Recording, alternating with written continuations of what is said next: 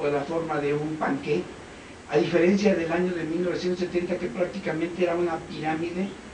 Ahora ya no va a ser una pirámide, va a cambiar.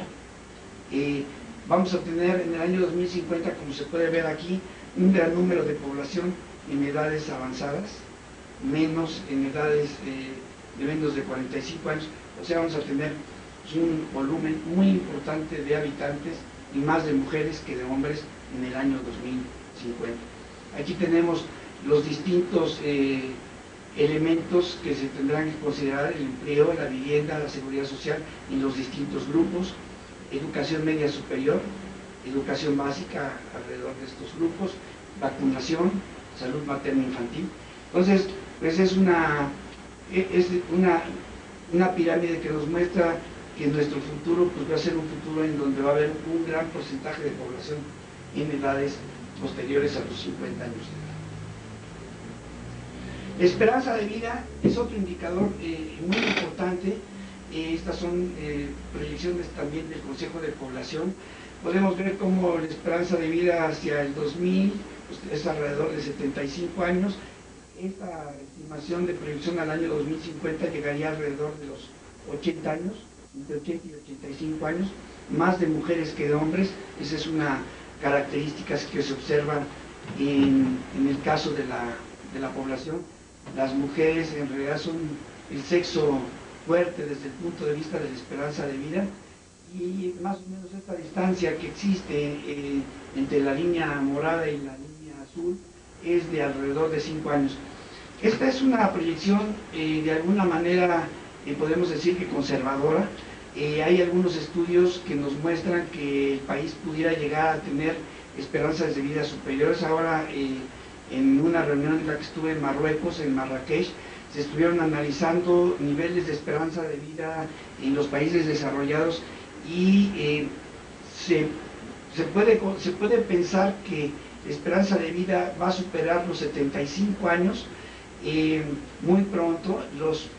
Si tomáramos en consideración en el eje de las X las edades y vemos cuál es el óptimo o el máximo de las defunciones, vemos que ocurren entre los 90 y los 95 años. O sea que ahí vamos a tener un corrimiento de la esperanza de vida que seguramente se va a dar hacia edades más avanzadas. Hay el caso de una mujer que llegó a vivir 122 años, que se llama Jeanne Clament.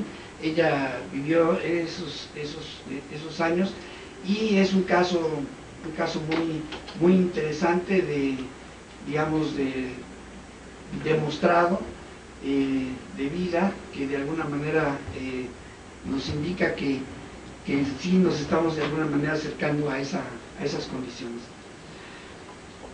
Algo que se vincula precisamente a la esperanza de vida es la mortalidad.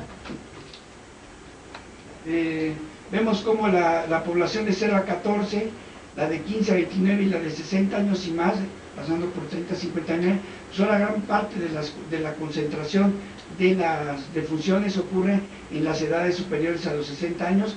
Antes ocurrían de menos de un año, esto ya no se observa.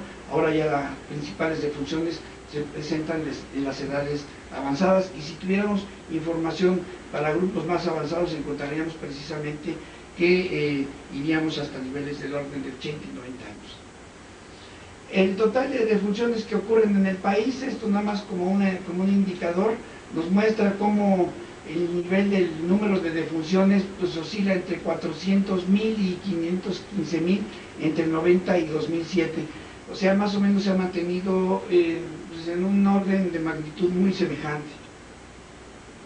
Pero las defunciones no ocurren en todos los grupos de edades, ni en todas las causas de muerte. Algo que está ocurriendo de manera importante tiene que ver con las defunciones debidas a diabetes mellitus, los tumores malignos, ahí se incorpora el cáncer, las isquémicas del corazón, pero algo que está creciendo de manera muy importante es la diabetes, y la diabetes que ocurre principalmente entre las mujeres más que entre los hombres. También podemos ver algunas enfermedades que tienen que ver con los accidentes, con las enfermedades cardiovasculares, pero principalmente en nuestro país existe un patrón muy diferente al que se observaba hace algunos años y que tiene que ver con el crecimiento de este tipo de causas de muerte, que es una patología que está vinculada a su desarrollo. La tasa de mortalidad infantil ha sufrido un crecimiento muy significativo de 1950 al año 2050, pasando de 120 defunciones por 1000 nacidos vivos a prácticamente cifras inferiores al 10 por 1000, que serían las que se presentarían en el 2050, y cercanas al 20 por 1000 alrededor del año 2000. Aquí podemos señalar que existe un gran, digamos, una gran revolución desde el punto de vista de las condiciones demográficas del país. Lo mismo ocurre con la tasa global de fecundidad. Este es un indicador que nos muestra lo que ha ocurrido desde el punto de vista de la caída de la natalidad. Ahora la tasa global de fecundidad se encuentra alrededor de los dos hijos. ¿Esto qué quiere decir? Quiere decir que estamos en el nivel de reemplazo. 2 hijos significan que un papá es sustituido por su hijo y una niña sustituye a su mamá. Eso quiere decir, 2 hijos, estamos llegando a ese nivel de reemplazo y seguramente que hacia el 2050 estaremos por debajo de él. Aquí podemos ver como en el año 2000, 2010 ya llegamos a los 2 hijos prácticamente. O sea, estamos teniendo, como veíamos en las gráficas originales, a un crecimiento muy rápido. Esto tiene que ver con lo que está pasando con la planificación familiar de las mujeres en edades fértiles. Vemos cómo hay un grupo de mujeres jóvenes que viene observándose desde 1987 hasta el 2006, principalmente de 15 a 25 años, en donde todavía hay, digamos, niveles insatisfechos de planificación familiar. Este es un elemento importante porque aquí se producen algunas condiciones que a veces se vinculan con cuestiones relacionadas con el aborto. Los grados de marginación también son altos en ciertos grupos en donde la marginación es muy elevada. El lugar de residencia también, sobre todo áreas urbanas, y condición de habla indígena, sobre todo los que hablan indígena se encuentran en una situación de necesidades insatisfechas de planificación familiar. Esto se puede ver precisamente con esta gráfica de 15 a 19, en donde observamos qué es lo que está pasando en la población de 15 a 19, justamente entre las mujeres jóvenes, demanda insatisfecha. Esto corrobora precisamente lo que habíamos diciendo, y principalmente se presenta en las edades más jóvenes al iniciar su periodo reproductivo, y va descendiendo de manera significativa hasta las edades más avanzadas. Otro tipo de indicadores que quisiera mencionar y que se vinculan con lo que vemos, la cuestión demográfica, pues es la tasa de asistencia escolar por entidad federativa y a nivel nacional. Vemos como la población de 5 a 9 y de 10 a 14 prácticamente los porcentajes de asistencia a la escuela son muy elevados, casi llegan al 100%, sin embargo esto desciende muy rápidamente en los grupos de 15 y más años de edad. O sea, tenemos resuelto los problemas de primaria y secundaria, sin embargo tenemos que atender a la población de educación media, superior y superior.